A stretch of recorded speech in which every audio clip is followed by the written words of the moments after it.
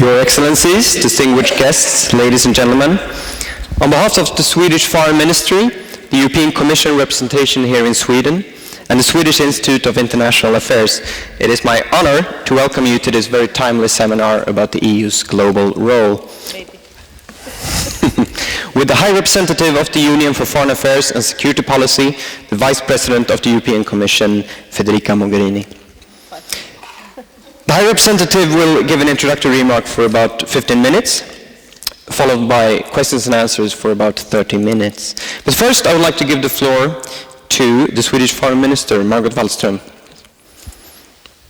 Thank you very much, Excellencies, dear friends.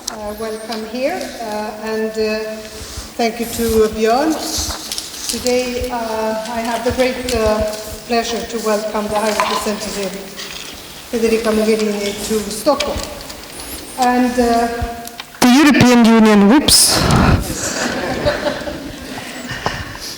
I start from the beginning that it gives me great pleasure to welcome all of you to this meeting, of course, and this mini seminar or whatever to call it. And of course, it gives me great pleasure to welcome Federica Mogherini to Stockholm.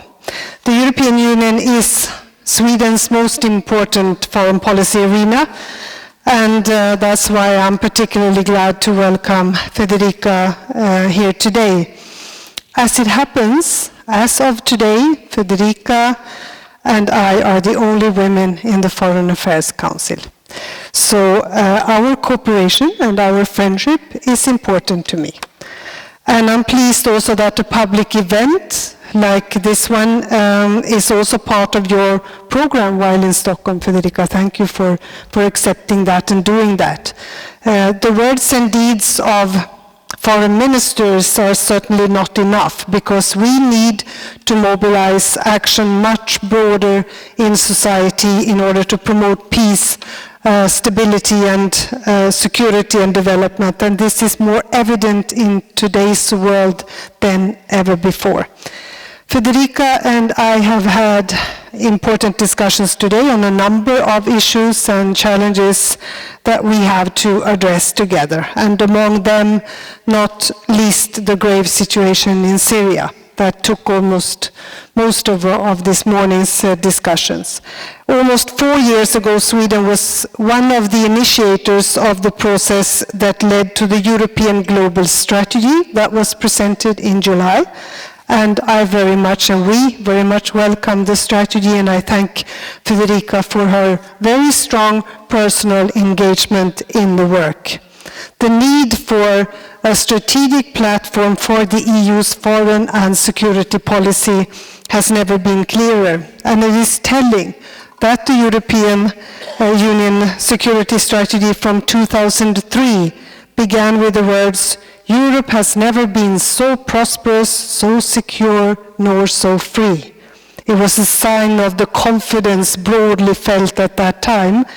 The European Global Strategy of today speaks of how to navigate this difficult, more connected, contested, and complex world, guided by our shared interests, principles, and priorities.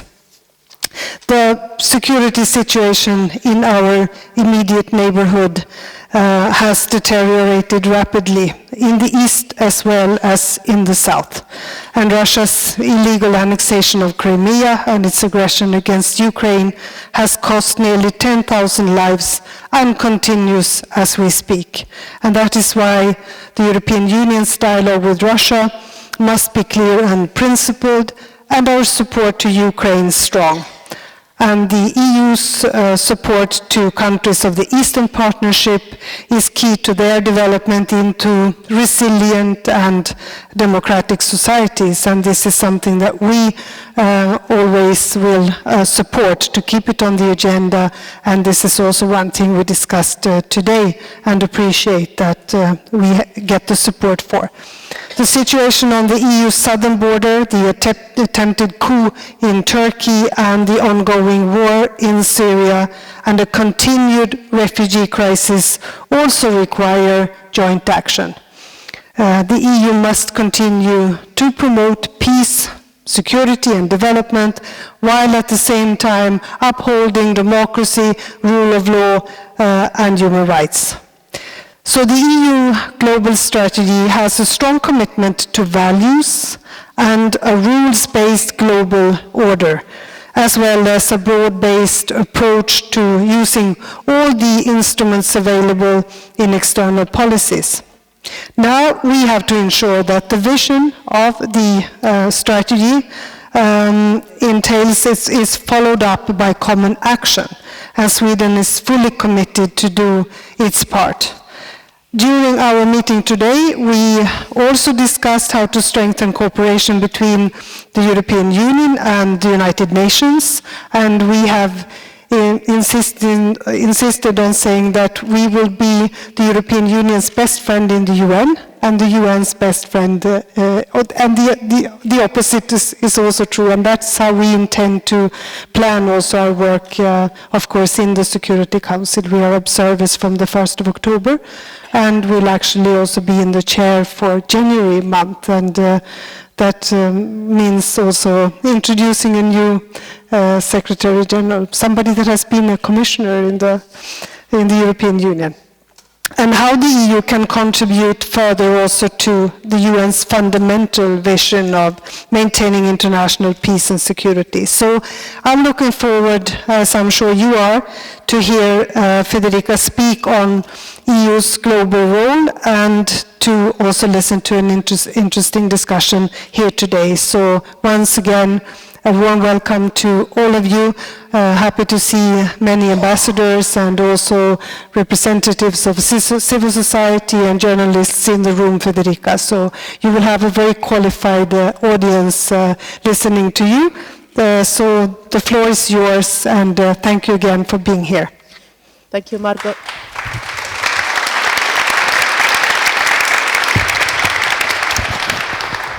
Is this on? You hear me? Yes, good. Thank you very much. I cannot hear myself very much. I apologize in advance. I have a bit of flu, so I might be less reactive than normal. Should make it anyway, but in case it doesn't, I ask for your understanding. Well, first of all, thank you, Margot. Thank you very much for organizing this. This is really something quite special for me, because Sweden has been, from the very beginning, as Margot was saying, a strong promoter of the need for a new global strategy for the European Union. Many member states contributed in many different ways, but Sweden has contributed in a special way because it forged, I would say, the spirit of the strategy. Because in the very beginning, we were thinking if we needed a new security strategy, and in the beginning, we listened to the Swedish approach that seemed very reasonable and wise to me, looking beyond the traditional security sphere, recognizing that we have to discuss and work, first of all, on the human security, which goes from societal resilience to climate change, to natural disasters, to conflict prevention, to human rights, women empowerment, and that a purely security angle was not enough in our times. So first of all, this strategy is very much in nature, in the scope of it, global not only geographically, but also thematically. It looks at all the issues that are relevant for our common interests and our common values in the European Union. And this is thanks to a Swedish proposal, to a Swedish approach to our strategy. So thank you for putting us on the right track from the very beginning. Second, the way in which we worked on the strategy was very much beyond governments only. Obviously, we had to develop full ownership of member states, governments across the government spectrum, so not only the foreign ministries, but also defense, development cooperation, trade, but also environment or other portfolios. But it was from the very beginning clear to me that we had to look beyond the government and look at national parliaments, local authorities, civil society, universities, think tanks, what I call the foreign and security policy community in the European Union. And that is very strong in all our corners of our continent. And my expectation is that this method of keeping a strong involvement of our communities beyond institutions, beyond national institutions, will be kept as we work on the implementation of the strategy. So this is somehow one of the first occasions we have to exchange on the implementation of our strategy with this lively and vibrant community we have. And in Sweden in particular, I see many friends in the room. So I know that I will have a challenging hour in front of me in terms of exchanges and questions, but also a lot of notes to take for our work when we go back to Brussels. Let me start by saying that very often you hear our citizens or our partners referring to the need to have a strong European Union as a strong global actor. Now, I have the impression that this expectation is sometimes stronger outside of our borders than inside of our borders. I give you a couple of examples. Just last week, yes, Friday, so a few days ago, the Nobel Peace Prize to a president that invested all his political career in the last, and his political capital in the last years to peace in Colombia. It is very well known that he got the Nobel Peace Prize, but it is maybe less known that the European Union has worked with him hand in hand since the very beginning of this process. Every single week, I would say, we were in contact at different levels to see how the European Union could practically accompany the negotiations, make sure that a peace agreement could be then implemented in a successful way, providing the political support, the logistical support, the funding support in most cases, but also the diplomatic atmosphere around it. And this is something that, for instance, in Colombia is very widely recognized. Do our European citizens know about this? Do they recognize the same kind of global role that if you go now to Colombia and ask the Colombian citizens, you get it clearly. Yes, the European Union is a global actor. Not sure about that. A second example. Margot will remember in July, we had for the first time ever a US Secretary of State participating to our Foreign Affairs Council. To me, it was a surprise, if not a shock, to know that never before a US Secretary of State was participating to Foreign Affairs Council of the European Union. Still, it was the case. John Kerry came to Brussels, I think, 4 or 5 times since then. So only in a few months, he was visiting officially the European institutions several times. And the last time it was just last week. Plenty of things happened last week. And he delivered a very powerful speech. I would suggest all of you to have a look at that. It was the German Marshall Fund. And he concluded the speech saying, I quote, "Europe needs to believe in itself as much as we believe in you." I would print this sentence very big and put it on all our official buildings and possibly also in the streets somewhere in our cities. Because sometimes, in London, but also in many other capitals and beyond the capital cities. Because my impression is that sometimes our friends around the world see our potential, see our strength much more than we do ourselves. And the basic rule of strength, that is not a bad thing, depends on how you use it, is that if you're not aware of your strengths, you don't use it. And then it becomes useless instead of useful. So my purpose with the global strategy, in having the process going, in having the document now and then on the implementation, is somehow putting a mirror in front of us and trying to make us all realize the huge potential we have in our hands, and that sometimes we don't use. The Lisbon treaties give us enormous powers, a huge number of tools that we don't always use at full because of lack of political will, lack of self-confidence in ourselves, sometimes the two combined, sometimes you don't go towards a certain decision because you expect the political unity not to be there. Well, obviously, if you don't try, you don't get there.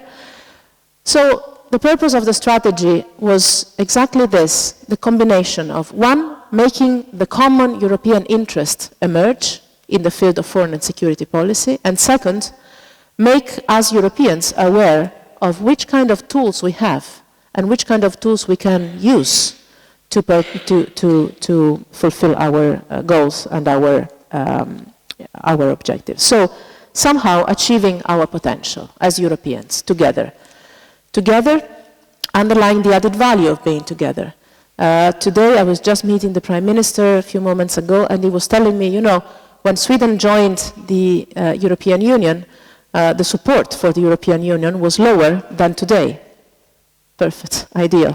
This means that there has been a work to show that Sweden has something to gain from being part of a bigger family. And I think this is exactly the key, especially in foreign and security policy.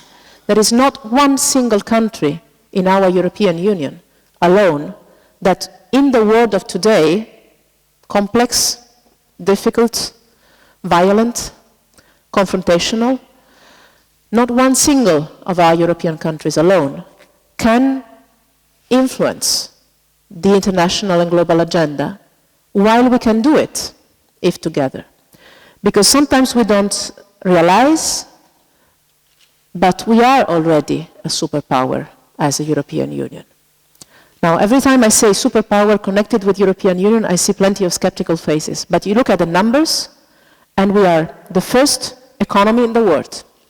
We are the biggest market in the world. We are the biggest provider of foreign investment in the world. We are the biggest humanitarian aid provider, and we are the biggest development cooperation provider in the world. And here Sweden has something to teach us. And I could continue. We have, with our network of diplomatic presence in the world, combined European Union offices plus all our embassies combined, we are the most connected diplomatic network in the world. And this showed very clearly when we managed to mobilize consensus around the climate change agreement. That was finally ratified also by us just last week. Again, last week, plenty of things happened. So this is showing us the huge potential of the European Union instruments when we really use them and when we believe we have the possibility to use them for good purposes. And the global strategy is aimed exactly at this, making full use of our potential, realizing that it can serve the citizens' interests at best.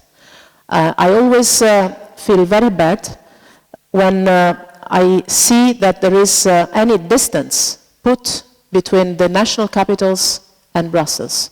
I always say, as a joke, the only ones that cannot do it are the Belgians. Apart from that, all of us can say Stockholm against Brussels, Rome against Brussels, London against Brussels, Paris against Brussels, Lisbon, and I could go on. The Belgians cannot do this game, but in terms of politics, obviously they also can. This to say that in the global strategy, it emerges quite heavily, quite strongly, that the best and only maybe way of serving our interests, our citizens' interests, when it comes to security, when it comes to migration, when it comes to energy, when it comes to, you name it, trade, the best, if not the only way of serving these interests is through the European Union. Much better than through purely national approaches. The point is making the Union work at its best to serve these common interests. And here we need to join up our works. So, we have started now, having achieved the strategy, the implementation work. We've started it over the summer, we've had several discussions. Large part of my meetings today with Margot, with the ministers today, has been focused on this. Where we start the implementation, which are the priorities, and this is also what I'm going to discuss with the members of parliament today, because I am convinced that national parliaments have to play a role also in the implementation phase of this strategy.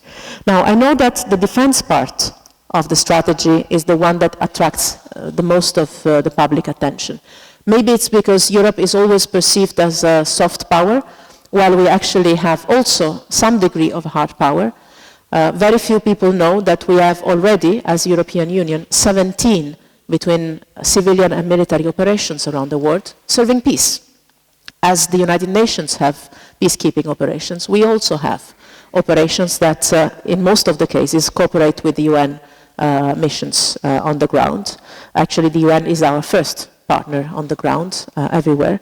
So we do have some hard power already, but maybe there is something else we can do at the service of our diplomatic work, at the service of our humanitarian work, at the service of our development work.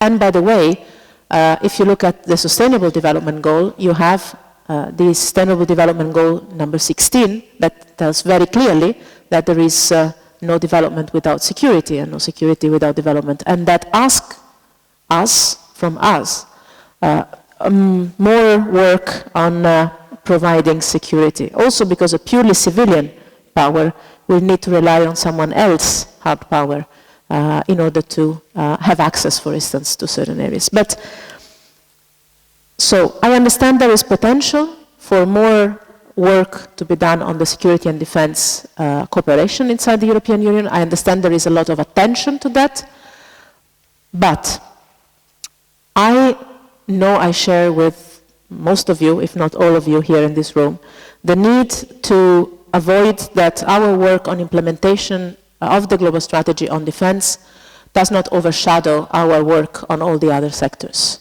which are maybe even more important than the one on defense and security. Because the core business of the European Union is what we call the integrated approach, or the comprehensive approach, and this is what works best. And this is also where we have our biggest assets. Only the European Union can mix and match trade policies, environmental policies, aid, development, but also some sort of security work. So the work on the implementation of the strategy will start from one point that goes across the strategy in a very powerful way, which is working to build resilience of countries and societies around us. It's something we would need also inside the European Union, but this is beyond the scope of my institutional mandate. But when we say in the strategy, building resilience, this touches really all fields of our action.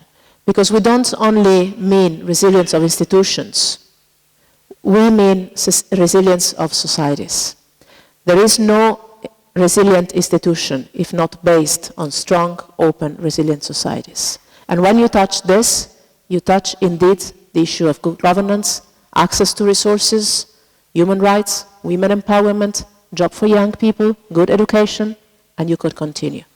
So this is going to be the first field of implementation of the strategy. How do we concretely, with clear deliverables, work in building and encouraging resilience in societies and institutions all around our region?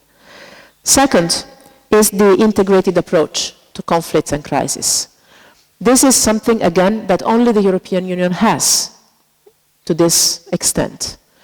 We are the only ones that have the tools to intervene from the early warning to the conflict prevention, to the crisis management, to the post-conflict reconstruction and stabilization, and to make sure that after the acute crisis, it doesn't come again, a new crisis in a couple of years' time, because all the crises we're facing in this moment around us are either something we could easily foresee 10 years ago, or things that are coming up again after having been up and down for quite some years.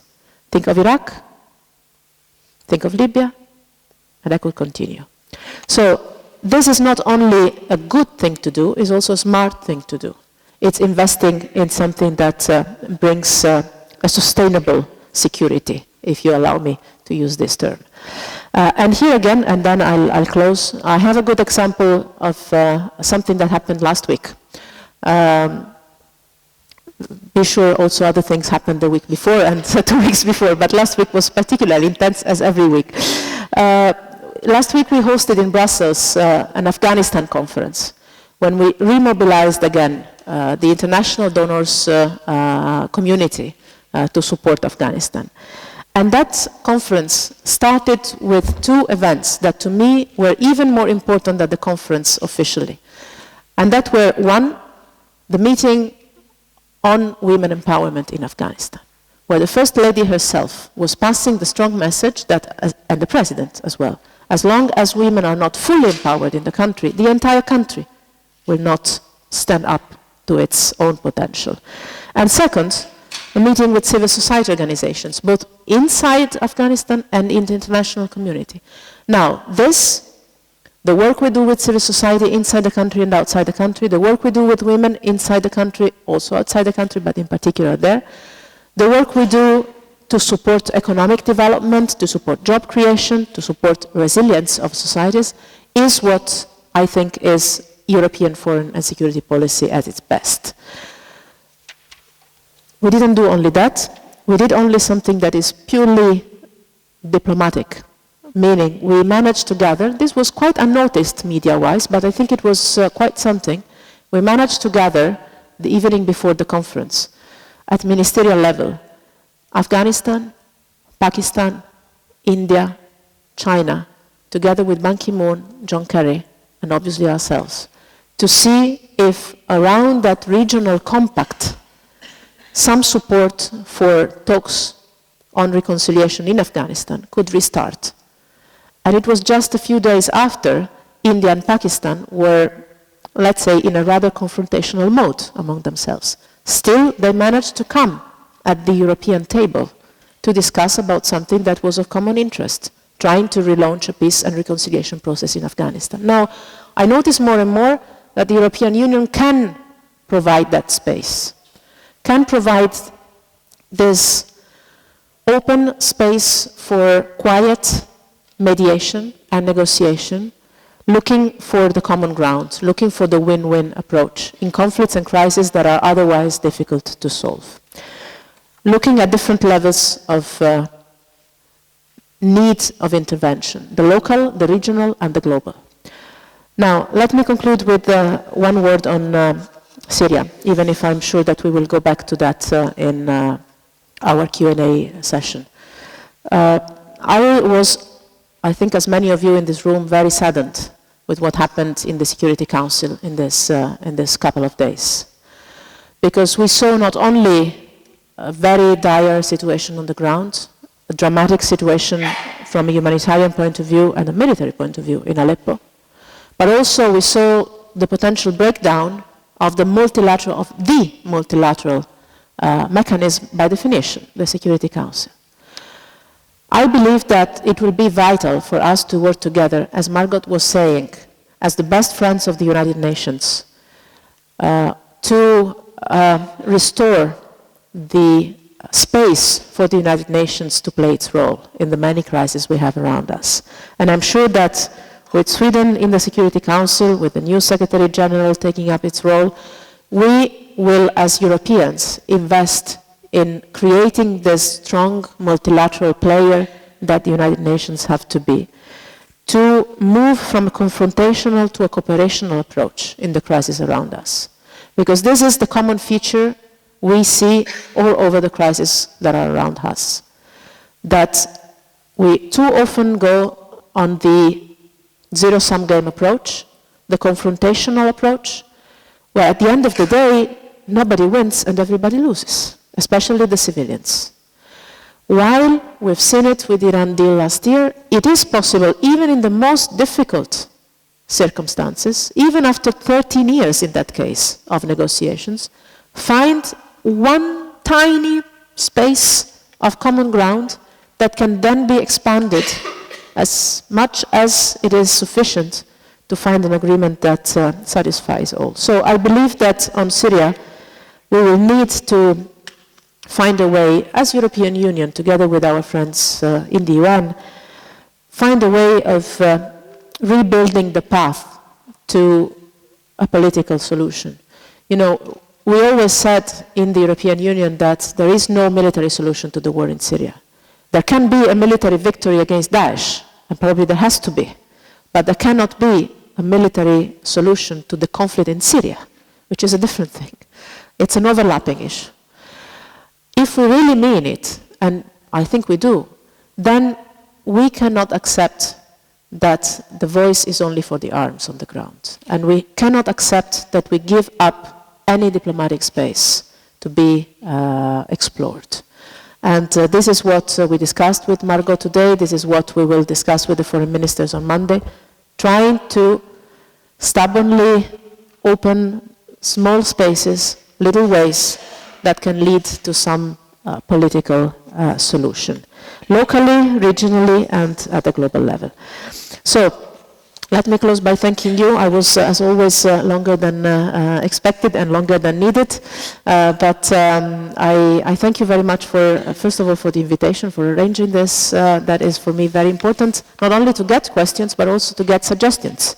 I would be really honored to also hear your views on how we can improve our foreign and security policy, how we can better implement our strategy, as we start doing that. Obviously ready to answer also your questions, but also ready to take notes of your suggestions and comments. I thank you very much.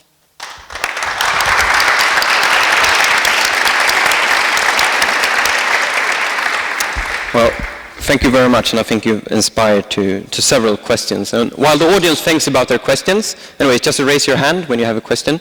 I will go first while you're thinking. The new EU global strategy states that Russia's actions in our neighborhood have challenged the European security order at its core. And the EU has replied with a rather strong sanctions regime. But as our joint capacity for action increases, so also increases the incentives for external actors to try to deal directly with European nations and to support splinter groups in Europe. I wonder, considering this, do you feel that we have sufficient tools and geopolitical consensus in order to manage this Russian challenge to the European security order? Yes. Easy. Good.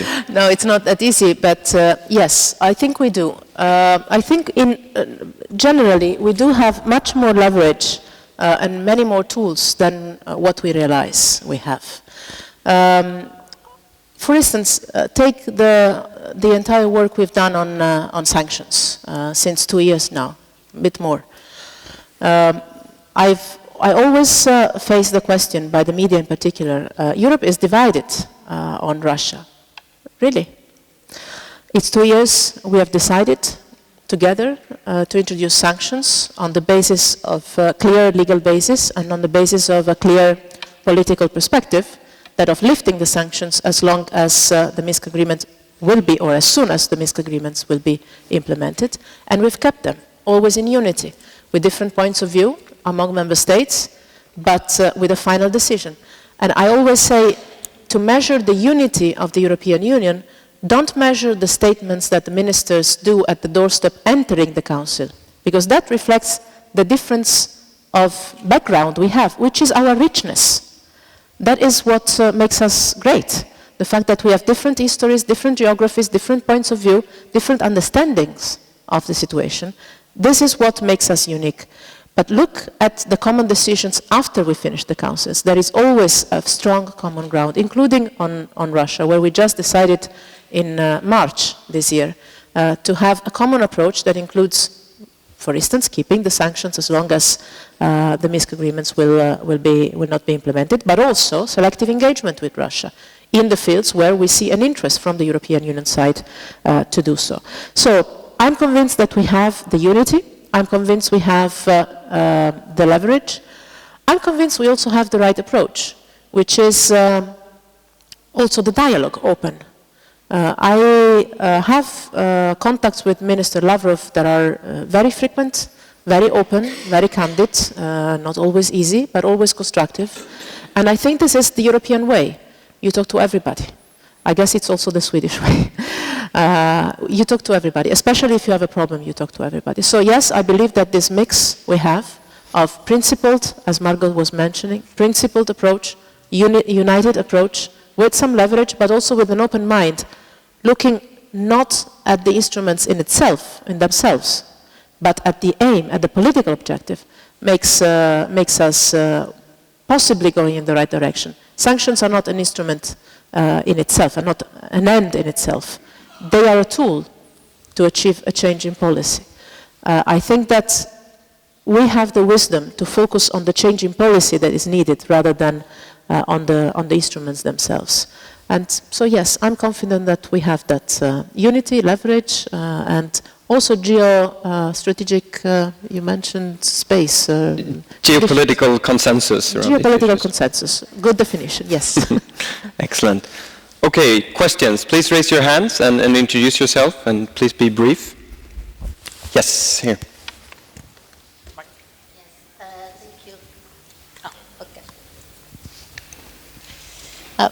First of all, may I say that I'm very happy to see you because I had the honor and the pleasure to welcome you as Minister of Foreign Affairs of Italy in, it was what, 2014? It was 2 years ago, yes. Yes, 2 years ago.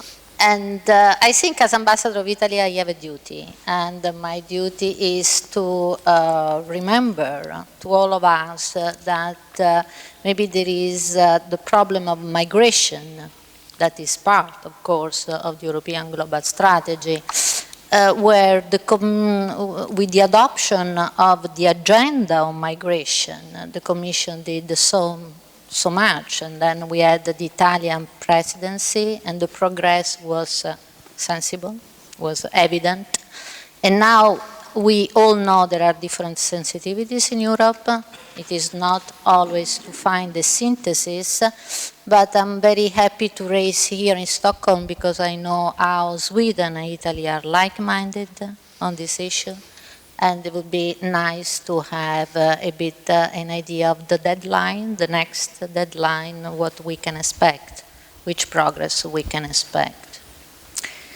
And with reference to the defense, European defense, I just would like to stress one aspect. Maybe you can explain, I have the impression that the key is how to reconcile the ambition with the inclusiveness. How to have a step ahead in the integration for the states who would like to do that, and at the same time reassure the states that maybe now have a different sensitivity, as I think Sweden is.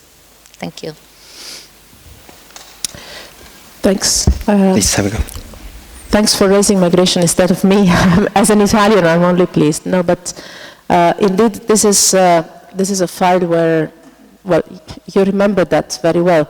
During the Italian presidency, was somehow inaugurated a new approach, putting for the first time ever this issue on the agenda of foreign and interior ministers together. I was shocked. Out of many things as I started this job. Not only that a US Secretary of State had never been invited to the Foreign Affairs Council, but also that the Foreign Affairs Council had never had migration on its agenda before. It was only for interior ministers, while it is quite self-evident that migration is something that is originated outside of our borders. So tackling it only on an internal angle is clearly short-sighted. So we started 2 years ago a process. We've gone a long way. My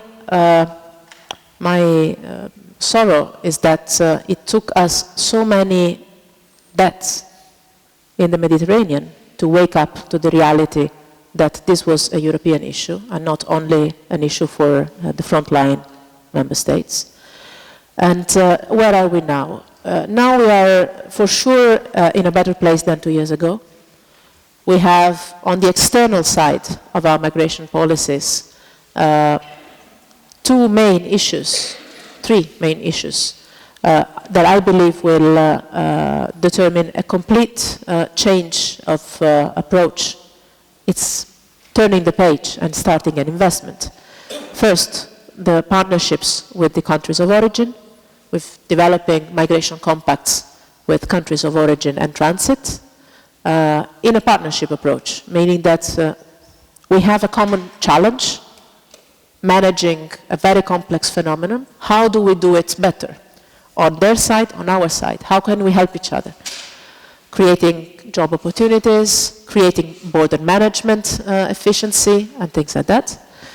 Second element of which I'm proud is that in the same spirit, we launched a huge external investment plan, mobilizing up to 44 billion euros of only EU budget money. If member states join, can go up to 88.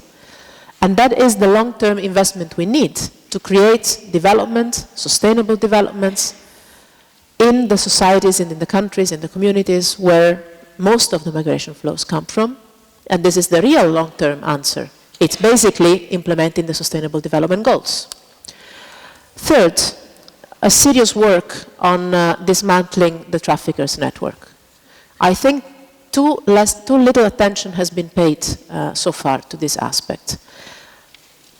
Having a certain background, I understand the reason why.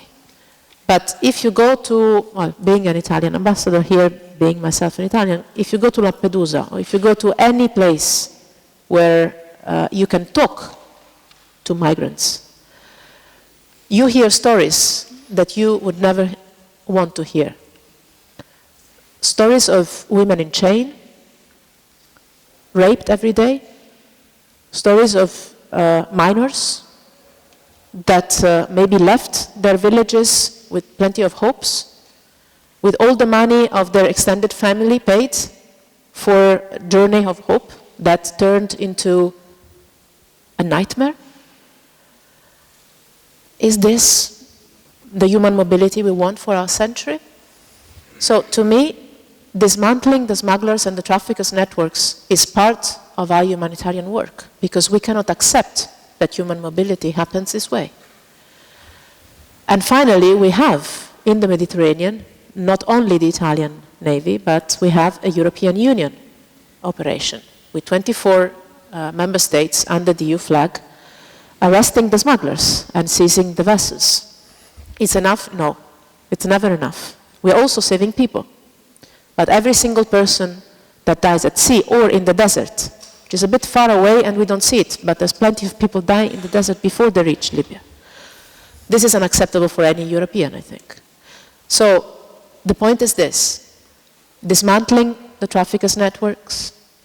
We are working also with our partners, especially Niger, to do that effectively. Saving lives, priority number one for me as a human being. Opening also regular channels, because Europe needs migration. It's something that most of our citizens don't like to hear, but if you look at our economy, that's a simple truth. I would like to promote a study on the costs of non-migration. That would be enormous for our societies. Probably not the most popular thing to do for European institutions at these times, but it's true that parts of our economies and of our demographies need migration, but an orderly, regular, controlled, safe migration. There is one aspect on which I'm less positive, which is the internal aspect of our agenda, because as you recalled, the Commission adopted an agenda on migration that foresee relocations. Far from that, I know that Sweden here has a clear position as well. I believe personally that, well, institutionally, I believe that once the European bodies, and especially the European Council, takes a decision, it's a matter of coherence to apply that decision and implement that decision. But apart from that, I believe that it's a simple matter of mutual solidarity, that we need to help each other.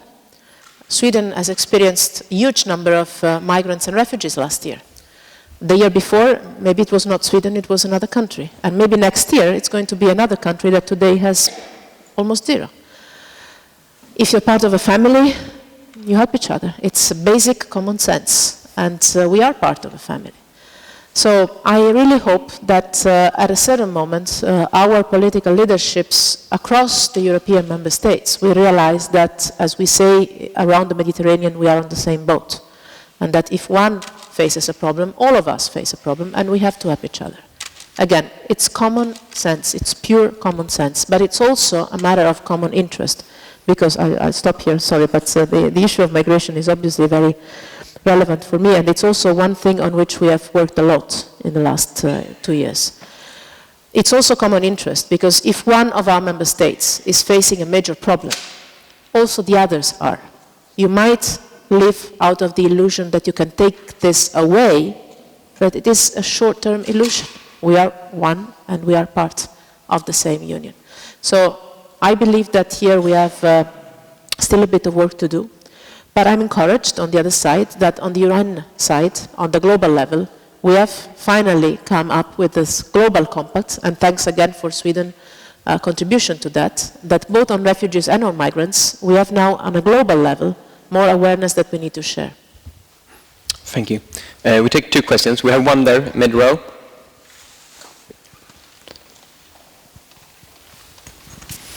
Thank you very much. I'm Niklas Bremer from the Department of Government in Uppsala University.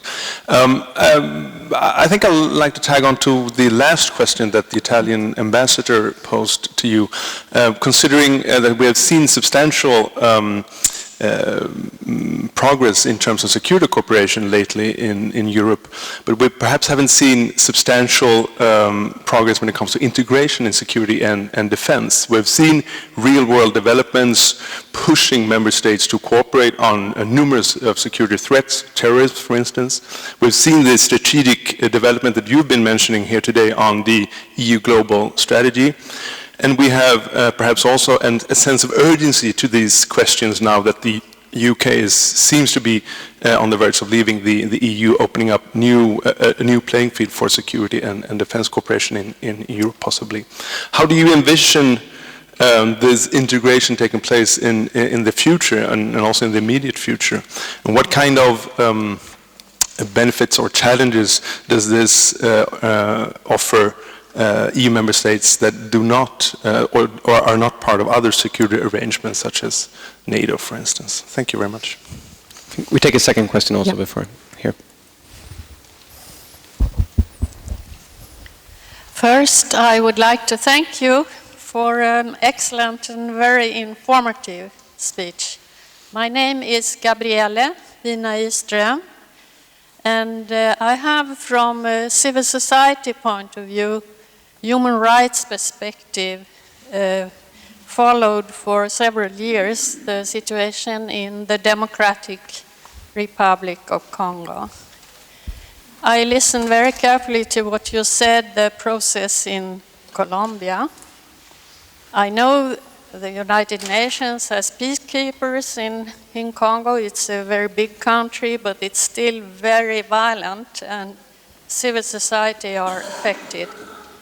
I know you are going to meet the Democratic Republic of Congo from the EU soon, and I wonder if you have a Lisbon Treaty strategy that could be helpful in this situation for peace in DRC. Thank you. On this, I can be short, which doesn't mean that our work is little. First of all, with Margot, we were just thinking today of maybe some things we could do more on this, but we're not entered there. Our approach to that is always trying to work as much as we can with the African Union and the UN. This is also true in that case, but I think this is more than that. This is a general approach we try to develop.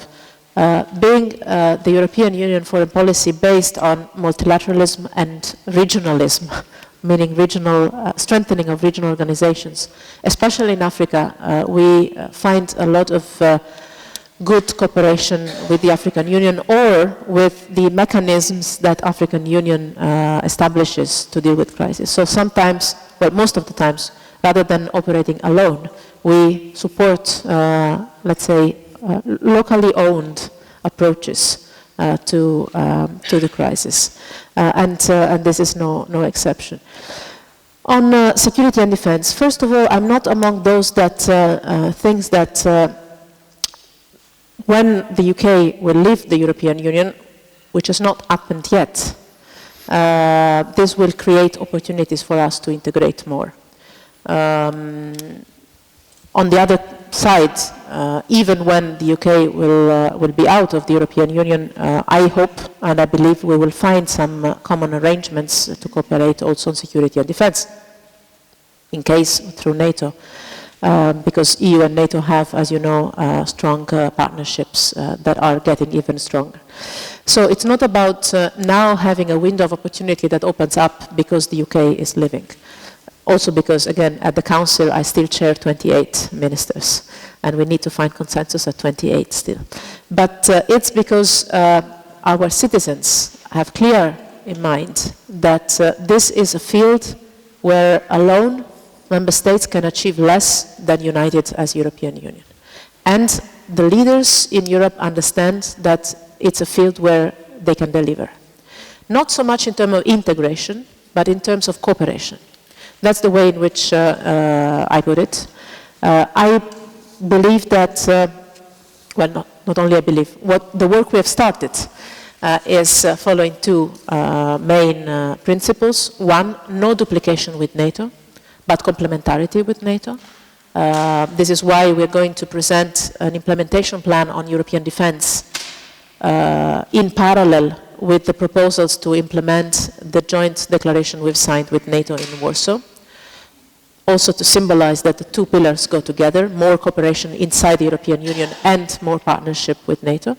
Second, not so much theoretical approaches or philosophical debates, but concrete deliverables. And here I see especially one field where the European cooperation can be extremely helpful for all European citizens, and that is the work on capabilities development. In particular, the support the European institutions can provide. I know it's a little bit less sexy than big political scenarios, but it's very concrete, and it's also good for the economy, by the way. The concrete support that the European Union can provide to the industrial base of our security and defense sector. I always quote one figure that is quite amazing. The European Union member states in total spend half of the budget that the United States spent on defense, so 50%, but our output is 15%, 1-5. So we always refer to the need to increase the defense budget. First of all, let's look at the output, and let's look at how we can make the most out of the money we are already investing. And this is sometimes very much related to the economy of scale. And again, here, the European Union can provide an interesting field for research, technology, innovation, but also the industrial basis. Then there are a number of other issues that could be covered. The treaties of Lisbon provide us with a number of tools in the field of security and defense that were never used, from the permanent structured cooperation to Article 44, others. I mean, I don't enter into boring details, but it's like if we had two waves. The first one was in the 50s, when the founding fathers and mothers of the European Union were foreseeing to have a European defense chapter next to the economic one, and that failed. We know very well why. Then in the Lisbon treaties, there are provisions that would strengthen the defense part of the European Union. That was exactly in the midst of the economic and financial crisis in Europe, and that part went a bit unnoticed. Maybe now, with the large attention we have to security and the need to complement our soft power with some elements of hard power, always at the service of our comprehensive approach. So as an integral part of our policies that will always be aimed at building peace and preventing conflicts, maybe now there is a possibility, a political window, to use the instruments we have in a smart way, again, without turning in any possible way the European Union either into a military alliance or in a fortified militaristic approach. Not at all. But it's simply a matter that in some cases you need to have also some hard power to pursue your policy goals, which again, as I said, are also always aimed at the search for peace. Thank you. We have time for two very brief questions. One here, Hans Blixt, Dennis Peters at the end. Very brief. Thank you very much. Great pleasure to see you again, Ms. Mogherini, in Stockholm. I have two brief points and one question. The first point relates to the deal reached with Iran about the nuclear program. The European Union played an important role all the way through, and you personally did so, and you still have a very important role to play in that, because Europe's attitude is not exactly the same as that of the United States. And in particular, I think we are more eager than at least part of the public opinion in the US that this agreement does not break down. It's fundamentally important for the region. The second point is to support you in the position that the European Union is indispensable for us all, and does things that we cannot do ourselves. There's a lot of complaints that the European doesn't do enough for us. However, I think we could look at the agreement with Turkey about the immigration. Now, that agreement is criticized in part for some and for understandable reasons. However, it is an agreement that could not have been reached by each and every one of us in Europe. It was necessary that the European Union do it. Now I come to a question, and that relates to the Ukraine. The Ukraine has many problematic problems in it, strategic and military and so forth. But there's one aspect not talked about very much that deals directly with the Union, and that is the association agreement reached under which the goods from the European Union will pass duty-free through Ukraine and to Russia, and vice versa. So there is need for some mechanism to reconcile the Ukrainian economic and customs relations with Russia on the one hand, and the customs relations they will have under the association agreement with Europe. My question is there any progress on that? Or are the discussions going on to solve it? Because it is not a matter that is not insignificant. Thank you. Did we have a question in the yeah. I have a question as to the relationship between UN and the EU, and what prospects do you see on an increased relationship between and cooperation between the EU and the UN, especially now considering that we soon have a new Secretary General and new European members of the Security Council? Yes, I'll start with that. EU and UN, to me, and Margot knows that very well, it's not thinkable to work separately. If you look at Syria, if you look at Libya, if you look at Africa, if you look at disarmament and non-proliferation, if you look at development, you name it, we all work together, always, in every single of these files. And in some cases, the European Union work is aimed at supporting the UN Special Envoy work. Sometimes I even get criticized for that, but I really believe that it's an interest for the European Union to support the UN mechanisms to work in the best possible way, because I know well that it's true for the UN what it's true also for the European Union, which means that the UN can function if their stakeholders make it function. The EU functions if its member states make it function. So if we want the UN to succeed, we have to invest in the UN to succeed, to give them.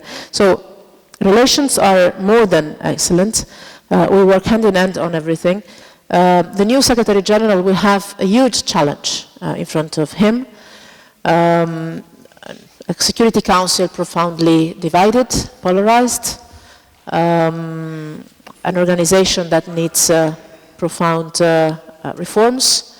But I know Antonio Guterres for a long time, really, really long, and I will always remember some things that he told me just after finishing his mandate in Portugal. So we know each other really since a long time. And he told me, you know, Federica, I realized only when I left power that there is a big difference between being in power and using power. And you have to make sure that whenever you have a situation where you are in power, you make use of it, because then it doesn't come back again.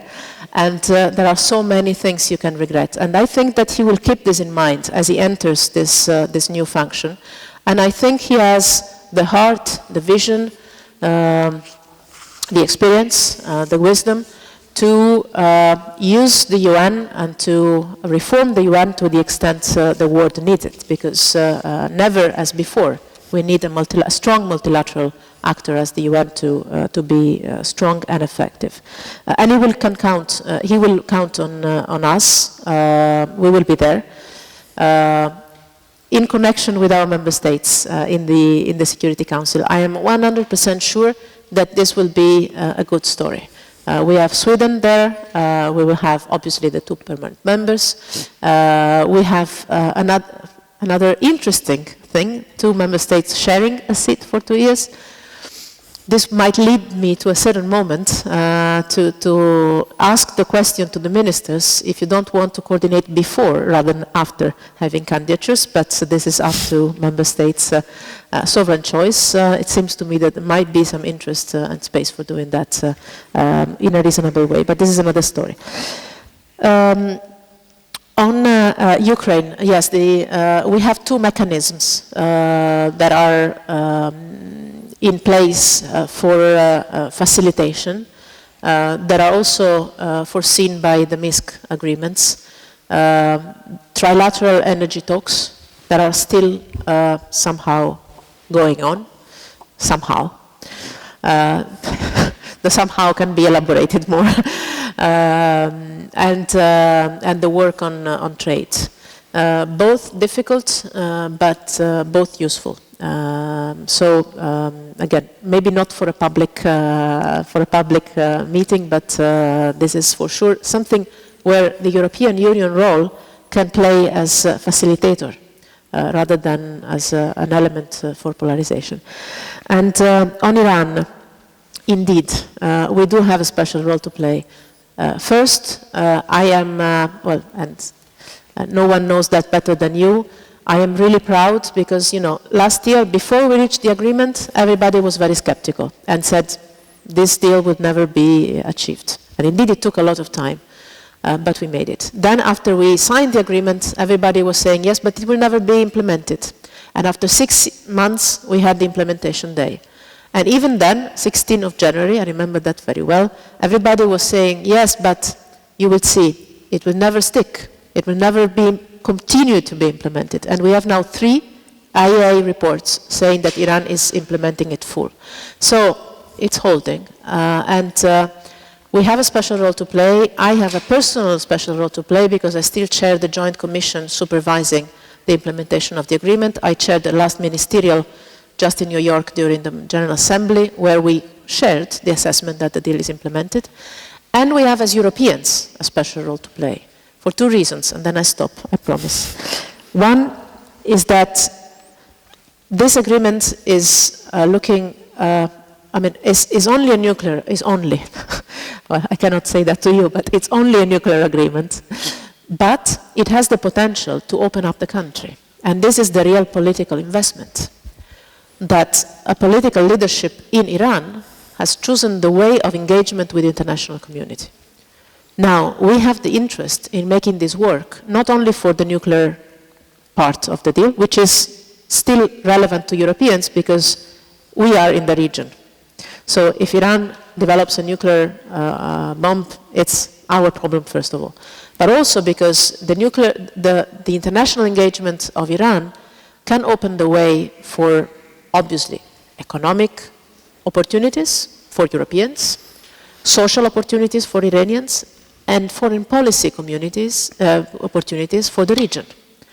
And I believe that this is going to be something we will need to explore more when it comes to Syria.